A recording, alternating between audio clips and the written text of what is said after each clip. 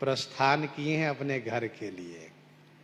ठाकुर जी ने शर्त दो रखी है, एक तो 2 सेर भोग लगाना, रूखा सूखा नहीं, बढ़िया माल। आप जानते हो कि हम खाने पीने वाले भगवान हैं। मुझे जो बहुत खिलावे पिलावे मैं उन्हीं के पास रहता हूं। अच्छा ठीक है, दूसरी शर्त यह है कि मेरे पीछे घूमकर मत देखना, मैं चलूंगा आपके साथ, मेरा नूपुर बजता रहेगा, समझ जाना मेरे साथ है। गए ढीग गांव कही नेकु तो चितावर। जब गांव के ढीग पहुंच गए, गांव के ढीग माने पास में, तो भगवान इस प्रकार से नूपुर बजाने लगे कि अब उनका मन माना नहीं।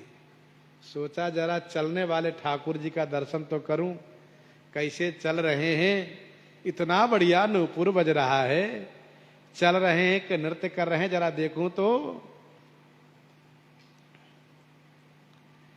नेकु तो चिताव, नेकु जरा तो देखूं, जैसे थोड़ा सा देखा, चितएते ठाढ़े दियो मृदु मुस्काई के। जैसे ही इन्होंने देखा वैसे ठाकुर जी हंस दिए और कहा सुनिए अब यहीं रहेंगे हम। ठाकुर जी ने सोचा कि हम इतने दूर से आए तो पंच के लोग यहां तक तो आवे, हम ही गांव में जाएं ठीक नहीं है, और गांव के बाहर रहेंगे तो सब लोग आएंगे दर्शन के लिए। तो यह ठाकुर जी की कृपा है। श्री गोपाल जी वहीं बाहर खड़े हो गए।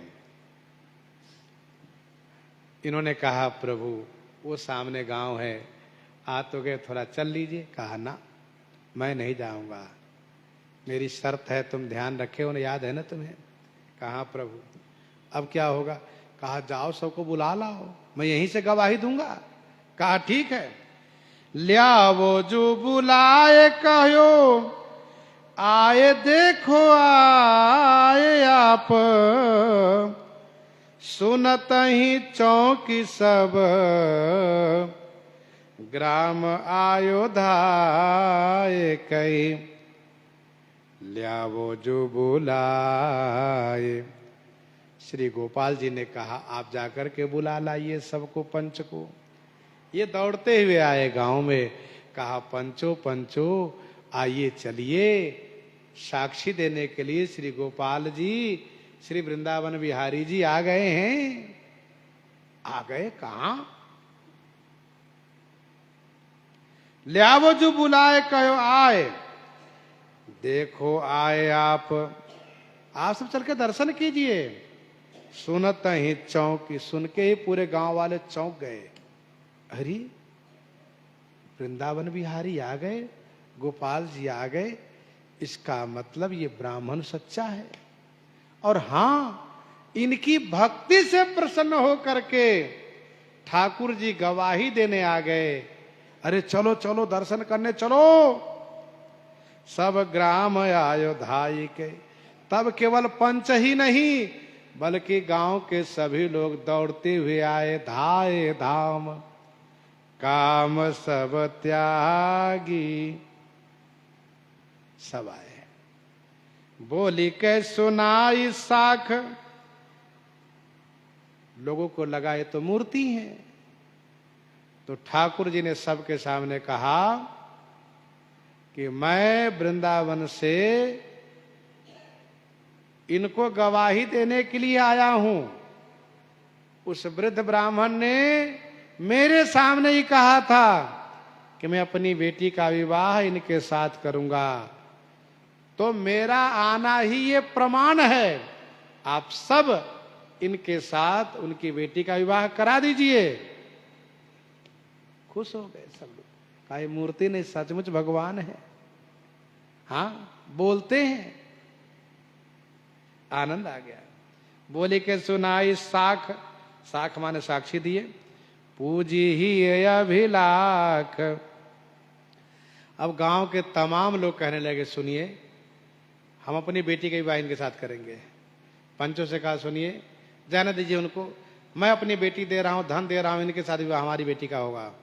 ये भगवान कितने बड़े भक्त हैं, अब हमारी इच्छा है कि नहीं मैं इनको दामाद बनाऊं।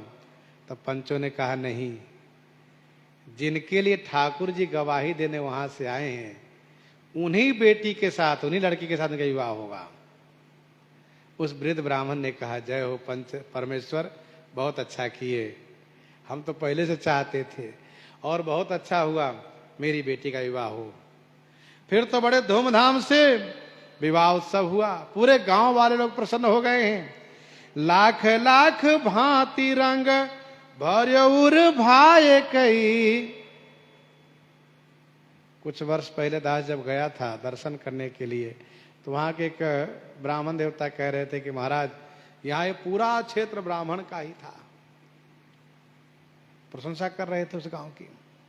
जगन्नाथपुरी से कुछ दूरी पर है साक्षी गोपाल भगवान का मंदिर, वहां जाना पड़ता दर्शन के लिए।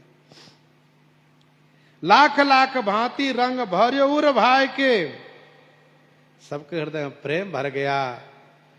और ये सारा कार्यक्रम, विवाह का कार्यक्रम साक्षी गोपाल के वहीं सामने में ही संपन्न हो, वहीं मंडप बना, वहीं विवाह उत्सव हुआ, बढ़िया भोज भंडारा सब हुआ। और इन्होंने खूब ठाकुर जी को खिलाया, बढ़िया पकवान, बढ़िया मेवा मिष्ठान खूब खिलाया। ठाकुर जी ने कहा अब मैं यहां से चलना चाहता हूं। तो ब्राह्मण ने कहा, उन्होंने कहा रुक जाइए और हम गांव वाले से पूछ लेते, बता देते कि ठाकुर जी जाना चाहते हैं, भगवान वृंदावन को लौटना चाहते हैं। तो जैसे ही गांव वालों को पता चला कि भगवान जाना चाहते हैं, गांव के सब लोग दौड़े दौड़े आए, भूमि में लेट गए। नहीं प्रभु आपको नहीं जाना है, अब आप आ ही गए हैं तो यहीं रहिए, आपको कहीं नहीं जाना है। आयो न स्वरूप फेरी विनय करी राख्यो घेरी। भगवान को प्रेम चाहिए, सबने बहुत प्रेम दिया, सबने विनती करी, तो भगवान ने कहा ठीक है हम यहीं रह जाते हैं, कोई बात नहीं। भूप सुख टेरी दियो अब लो बजाई के। जगन्नाथपुरी के राजा ने जैसे सुना वैसे दौड़ते हुए आए, बड़े आनंदित हुए, भी विवाह उत्सव में सम्मिलित हुए हैं। और राजा ने भगवान से प्रार्थना किया है प्रभु आप यहीं विराजिए, आपके लिए यहीं मंदिर बनवाता हूं, आपके खाने पीने का सारा प्रबंधन करता हूं। ठाकुर जी ने कहा ठीक है, भूप सुख तेरी दियो अवलो बजाई के। आज तक वो प्रसिद्धि है कि साक्षी गोपाल भगवान वहीं विराजित हैं, जगन्नाथपुरी से कुछ दूरी पर है। राजा ने बड़ी प्रार्थना की है भगवान से, भगवान ने कहा ठीक है हम यहीं रहेंगे, अच्छी बात है।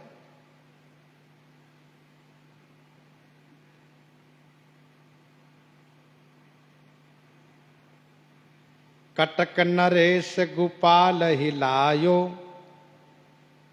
पूरी नरेश ने ठाकुर जी से कहा आइए चलिए, मैं आपको लिए चलता हूं श्री जगन्नाथ भगवान के मंदिर में।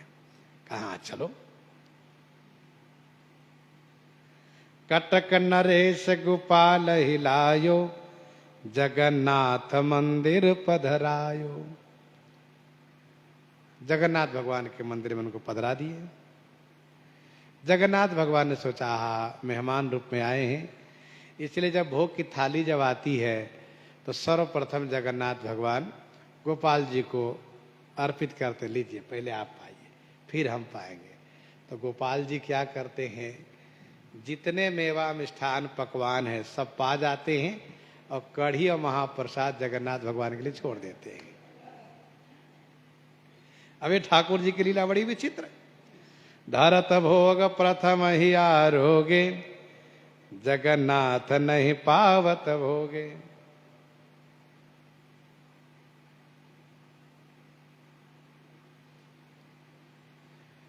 अब 3 दिन बीता, जगन्नाथ भगवान उदास हो गए, लगता यहीं रहेंगे जाएंगे नहीं। मेहमान एक दिन के लिए ठीक है, एक दिन से 2 दिन ठीक है, अब तीसरे दिन तो चला ही जाना चाहिए, लेकिन अब तीसरे दिन भी नहीं गए, इसका मतलब यहीं डेरा डालेंगे, यहीं रहेंगे। अब हम भी संकोच के मारे कुछ कह नहीं सकते, क्योंकि अब कहेंगे देखो बताओ मेरा रहना आपको अच्छा नहीं लगता है। तो जगन्नाथ भगवान बड़े उदास हो गए। पहले दिन थाल खिसकाए हैं तो अब स्वाभाविक है कि वो रोज देना चाहिए, ऐसा नहीं कि आज दिए कल छीन लो, सो नहीं। तो जगन्नाथ भगवान के उदासीनता को देख करके, जगन्नाथ भगवान उदासीन है, उनकी उदासीनता को देख करके पुरी नरेश ने कहा जय जय आप उदास से क्या बात है। कहा क्या करे, सब आपके गोपाल जी पा जाते हैं। अरे चिंता मत कीजिए, कल इसके दूना भोग लगेगा। अब दूना भोग लगाया गया, तो गोपाल जी भी कम खिलाड़ी नहीं है। ये गिरिराज पूजन में, गोवर्धन पूजन में स्वयं गिरिराज के रूप में प्रकट होकर के सब पाने वाले, तो जब दूना भोग लगा तब भी सभी मालपुआ सब पा गए, कढ़ी प्रसाद उनके लिए छोड़ दिए। तो अब जगन्नाथ भगवान अधीर हो गए कि कब तक चलेगा ऐसा। दूसरी बात यह है कि जो भी दर्शन करने के लिए आते हैं इन्हीं की ओर टुकुर टुकुर देखते हैं, गोपाल जी की ओर, क्योंकि गोपाल जी की छवि बहुत सुंदर प्यारी लगती है। और जगन्नाथ भगवान जो करुणा विग्रह हैं उनकी ओर अब कम देखते हैं। तो स्वाभाविक है, प्रधानता श्री जगन्नाथ भगवान की है। दर्शनार्थी भी आते तो गोपाल जी को देखते, हमको कम देखते हैं। और जो भी भोग लगाते हैं हमें लोग, सब गोपाल जी गटक जाते हैं, हमारे लिए केवल कढ़ी महाप्रसाद छोड़ देते हैं। तो गोपाल जी को अब लगा कि जगन्नाथ भगवान हमसे परेशान हैं। तो रात्रि के समय में, मध्य रात्रि में गोपाल जी मंदिर से निकल लिए, जाने लगे। तो तुरंत दियो सुपन प्रभु कटक नरेश ही, ठाकुर जी तुरंत पुरी नरेश से कहा सुनिए, अरे उठिए, सोइए मत, अभी गोपाल जी जा रहे नाराज होकर के। जा रहे कहां? उनको रोकिए, उनको रोकिए, उनको जाने मत दीजिए। और सुनिए, यहां दोबारा मंदिर में मत रखिएगा, उनको कहीं और जगह मंदिर बनवा के उनकी व्यवस्था कराइए। ऐसा कहा। अब तो जैसे ही भगवान ने कहा वैसे तुरंत उठ के बैठ गए, और राजा रानी दौड़े, नंगे पांव दौड़ते गए ठाकुर जी के पास। पधरावो कहूं अनत ब्रजेश, 5 कोस दूरी पैलायो। राजा रानी ठाकुर जी के चरण पकड़ लिए, प्रभु आप जाइए नहीं, नाराज मत होइए। कहा नहीं नहीं, वहां नहीं रहना चाहिए जहां भाव कम हो जाए। मैं देखता हूं कि जगन्नाथ भगवान मेरे से नाराज हो रहे, उदासीन रहते हैं, और उनको अच्छा नहीं लगता मेरा रहना। और स्वाभाविक है कि हम जहाँ रहते हैं वहाँ चटक मटक ज़्यादा रहता है, थोड़ा हम छैल छबीले हैं, और उनके जैसे शांत गंभीर बने तो हम रह नहीं सकते हैं। तो पुरी नरेश ने कहा आपके लिए अलग व्यवस्था हम कर देते हैं, बढ़िया मंदिर बनवा देते हैं। और सुनो, मंदिर बनवा तो दोगे लेकिन मेरे भोग राग, कहा आप चिंता न करें सरकार, आपके लिए कड़ाही नित्य चढ़ी रहेगी। हाँ, कड़ाही उतरने नहीं देंगे, आप जो चाहेंगे बनता रहेगा। हाँ तब ठीक है। तब इन्होंने गोपाल जी के लिए मंदिर बनाया और बढ़िया राजभोग का प्रबंधन किए, और सेवा पूजा होने लगी, सेवा पूजा होने लगी, भीड़ होने लगी। जगन्नाथ भगवान का भोग यहां लगता है, उनका भोग वहां लगता है, 5 कोस दूरी भी, कुछ दूरी पर भी चले गए, पास में है भी नहीं। अब श्री जगन्नाथ भगवान का खटका खत्म हो गया। रानी दर्शन के लिए गई गोपाल जी को, तो इनके मन में एक बात आई, कहा गोपाल जी के नाक में छिद्र होता तो मैं नासा मोती पहनाती इनको, बहुत अच्छे लगेंगे गोपाल जी। तो पुजारी जी से कहा, पुजारी जी जरा ठीक से देखिए इनके नाक में कहीं छिद्र है कि नहीं। पुजारी जी ने कहा ना, कहीं कोई छिद्र नहीं है। रानी निराश होकर लौट आई। रानी के मन भयो नाक में मैं मोती पहिराऊं, पै मूर्ति में बने नहीं अब कैसे आस पुराऊं। ठाकुर जी ने रात्रि में रानी को स्वप्न में कहा, देखो मेरी मैया जसोदा ने जब मैं छोटा था तो मेरा कान मेरा नाक छिदवाया था। बहुत दिन हो गए ना, इसलिए अभी भी थोड़ा छिद्र है, लेकिन आपकी इच्छा पूर्ति हो जाएगी। आप लेकर आइए और पुजारी से कहीं ठीक से देखे, मेरे कान नाक में छिद्र है, कान में भी छिद्र है, मेरी जसोदा मैया ने छिद्र करवाया था। फिर तो बहुत हर्षोल्लासित के साथ धूमधाम के साथ आई हैं और पुजारी से कहा, सुनिए पुजारी जी ठीक से देखिए उनके नाक में छिद्र है। पुजारी जी ने आज देखा तो आज छिद्र दिखाई दिया। लोगों ने मान लिया कि मूर्ति नहीं साक्षात भगवान है। फिर केवल मूर्ति ये नहीं श्री साखी गोपाल, सत्य जसोदा के जुव सुवन रानी भई निहाल। अब एक लीला और रचाई गोपाल जी ने। भगवान श्री गोपाल जी आए तो उड़ीसा में जम गए, इनको यहीं अच्छा लग गया। अब श्री राधा रानी जी को वृंदावन में मन नहीं लगता है। राधा रानी जी वहां उदास है, गोपाल जी यहां उदास है। तब श्री राधा रानी जी एक ब्राह्मण के घर में, जो बिल्वेश्वर गोपाल नाम के पुजारी थे, बिल्वेश्वर नाम के गोपाल पुजारी थे, उनके घर में श्री राधा रानी जी ने अवतार धारण किया। श्री राधा जी का प्राकट्य वहां बेटी के रूप में श्री राधा रानी जी प्रकट हो गई। बिल्वेश्वर ब्राह्मण तो खुश हो गए, उनका भाग जग गया और उन्होंने यह माना कि श्री लक्ष्मी जी का अवतार है, इसलिए उन्होंने नाम रखा लक्ष्मी। जब वह थोड़ी बड़ी हुई तो गोपाल जी के दर्शन के लिए गई। बड़ी भई गोपाल पियारी, ता संग लीला करत बिहारी। अब ठाकुर जी कभी तो लक्ष्मी जी के घर पर आ जाते हैं, कभी लक्ष्मी जी को अपने मंदिर में बुला लेते हैं। लोगों को पता कब चला, श्री गोपाल जी के कुछ आभूषण लक्ष्मी जी के यहां रह जाता है। तब लोग सोचते हैं कि उनका आभूषण वहां कैसे रह गया। और कभी कभी ऐसा होता है कि लक्ष्मी जी कुछ आभूषण मंदिर में रह जाता है।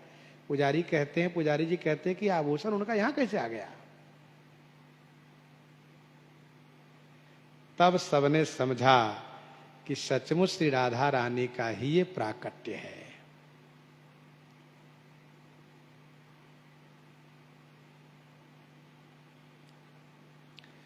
तब बिल्वेश्वर ब्राह्मण ने राजा से सारी बातें कही।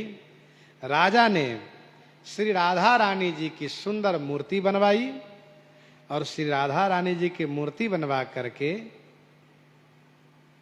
बढ़िया विधि विधान पूर्वक जब उनकी प्रतिष्ठा कराई,